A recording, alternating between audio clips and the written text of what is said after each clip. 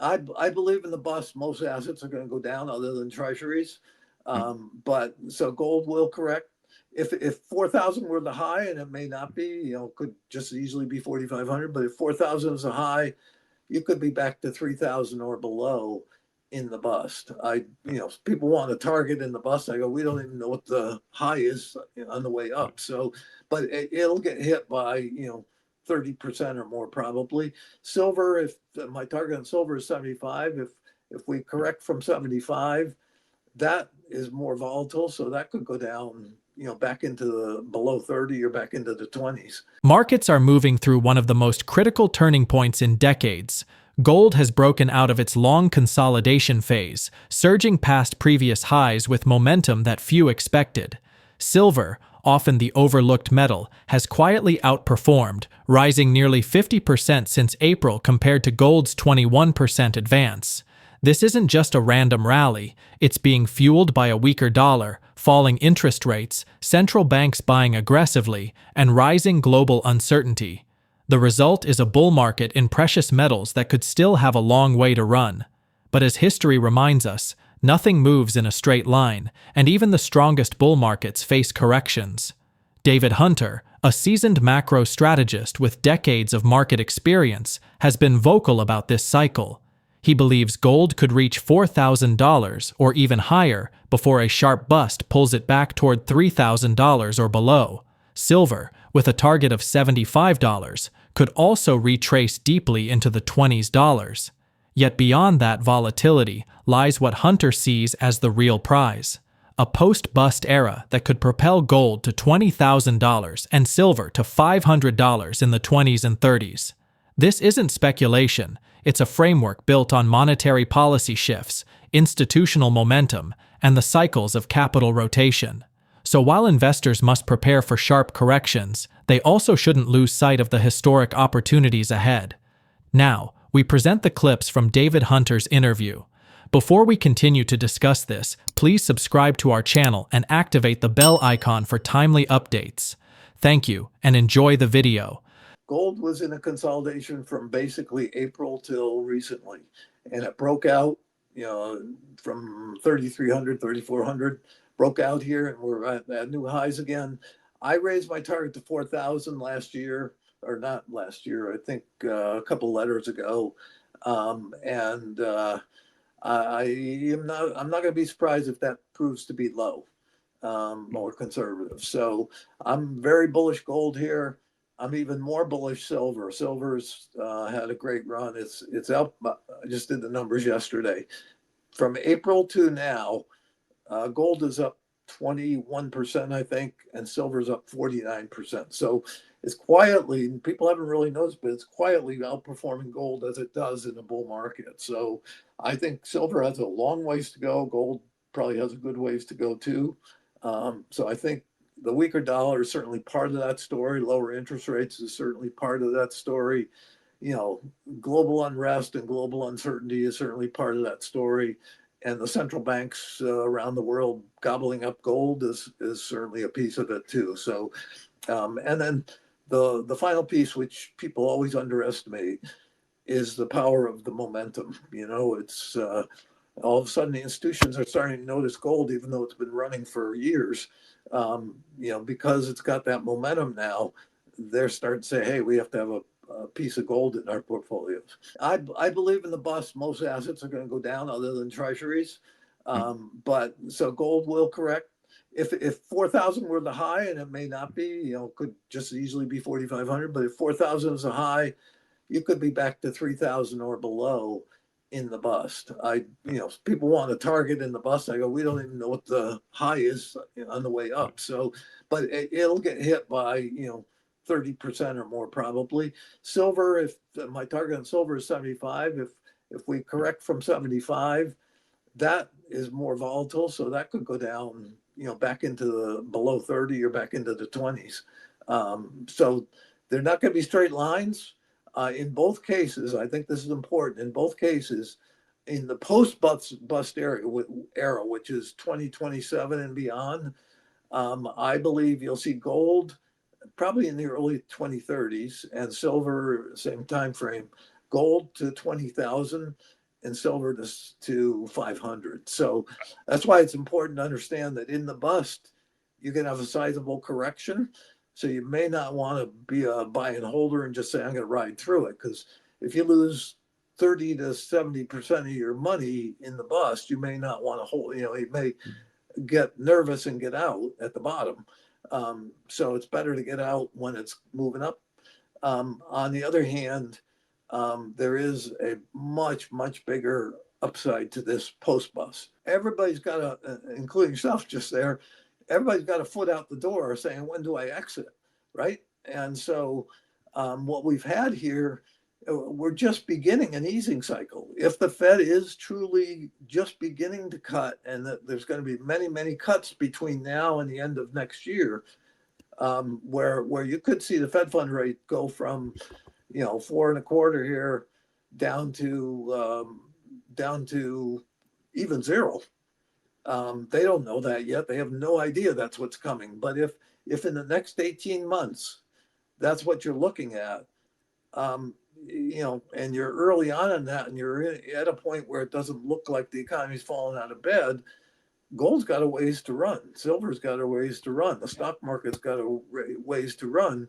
And yet everybody's getting nervous here rather than bullish. I said probably 3 or 4 years ago, because I was calling for this melt up, and I get accused of raising my targets constantly. I go, that's what you do. As the evidence proves it's got more, there's more things saying it should go higher, you raise your target. So, I started out at 6,000, or even before that at 4,000, but I've raised it to, 7,000 and 7,500, then 8,000, now 8,700 on the S&P. And same thing, I've raised my gold target a few times. But it's the case that this thing is a big historic bull market, and you just gotta stay with it. I'm sorry, I lost my train of thought of what you would. Oh, we were talking about the VIX. Several years ago, I said the VIX could go to 10, and that was when it was in the 20s.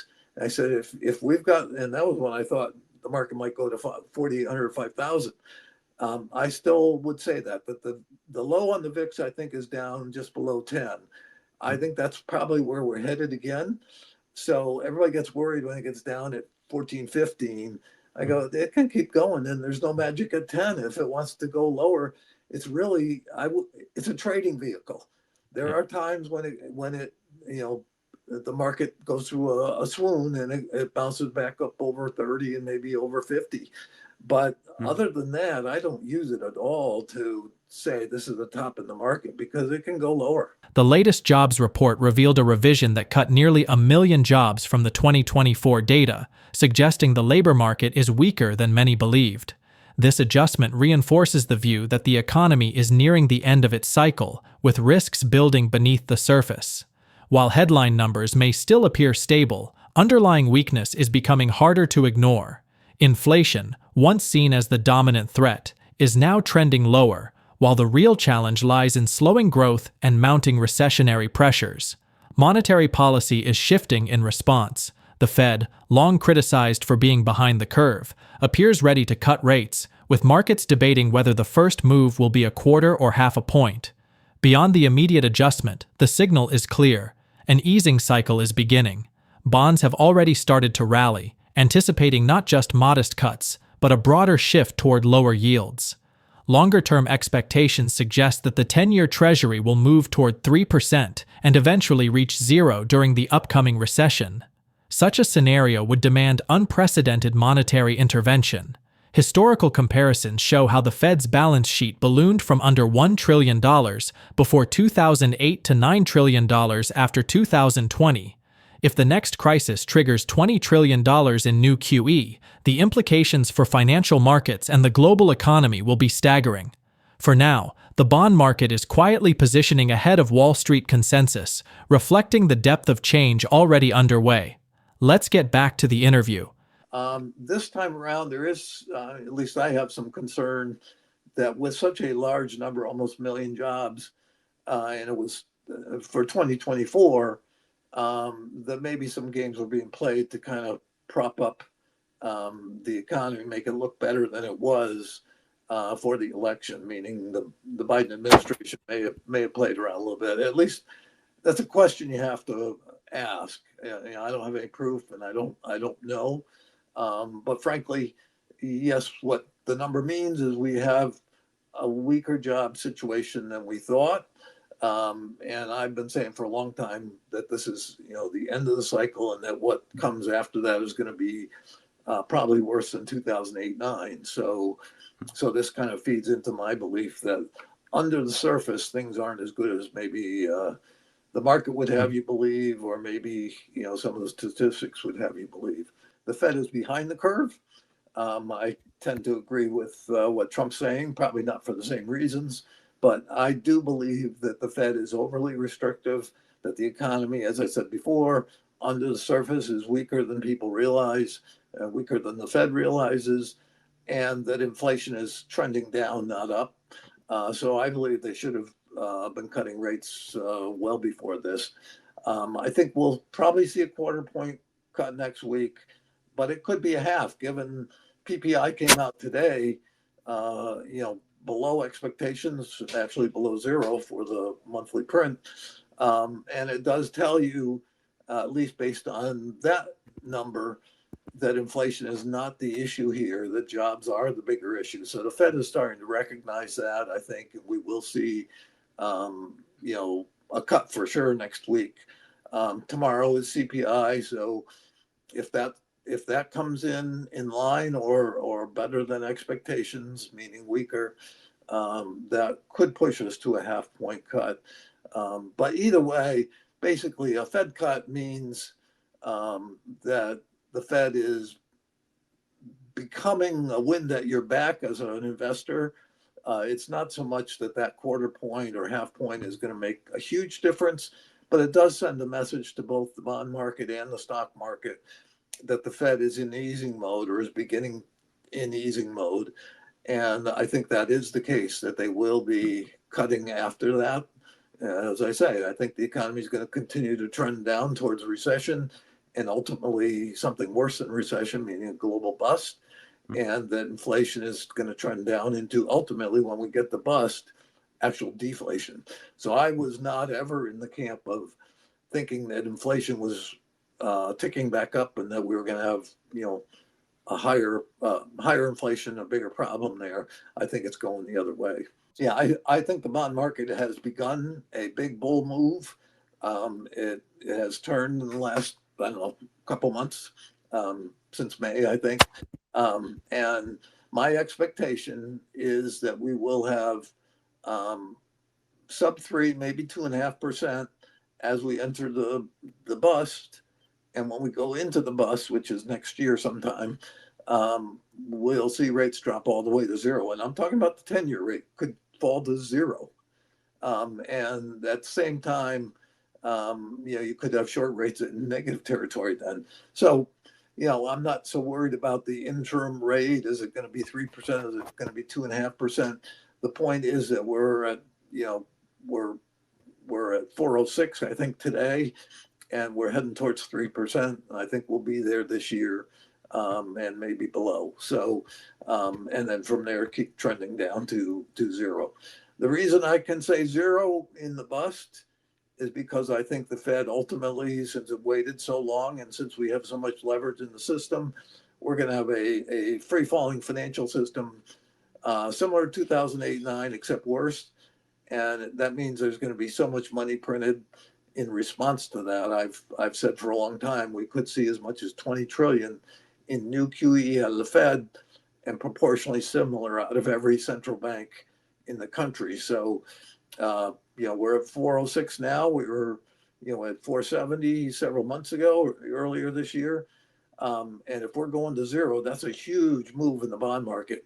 And meanwhile, most of the street has been bearish bonds. So just like the stock market, the Wall Street has been basically looking the wrong direction, I think, in the market. And I think they are just now starting to recognize that if the Fed's starting to ease, we're getting on board the bond market. So it's not so much the quarter point cut, it's more the signal it sends that if the Fed's easing, we can feel more, better about buying bonds. And as I've said, the Fed controls the overnight money, the bank lending rate. They don't control long rates. They don't control the 10-year, which sets a lot of loan rates, mortgage rates. That's controlled or determined by the bond market. And the bond market's been on this for several months, even though the Fed has not.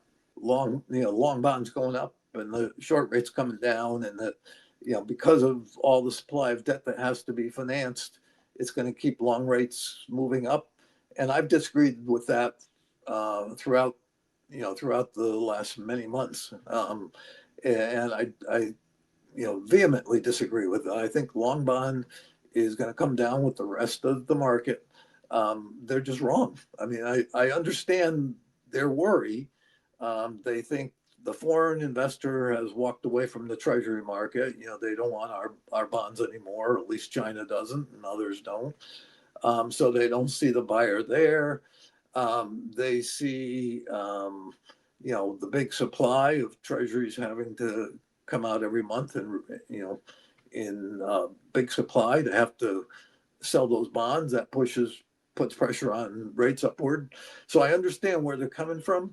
But because I am in that camp that says the economy is weakening, inflation's coming down, and ultimately we're late in the market cycle, I think bonds are going to be in demand, and as not this year, but in the bust. The thing I don't worry about at all, that they are all worried about, is who's going to buy those bonds, because the Fed's going to be buying up every bond they can find to get QE out the door. If you're talking about, we did. Let me step back. In 2008, going into the decline in 2008, the Fed balance sheet was $875 billion. It rose to $3.7 trillion after, in the years following the great financial crisis in 2008-9.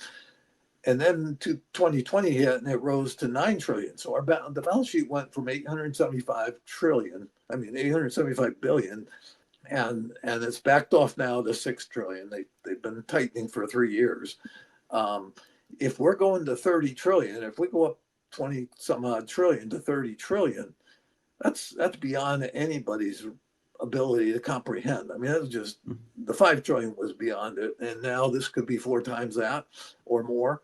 And so how do you create money? You create money by buying the treasury bonds from the dealer banks, putting money in the system, right?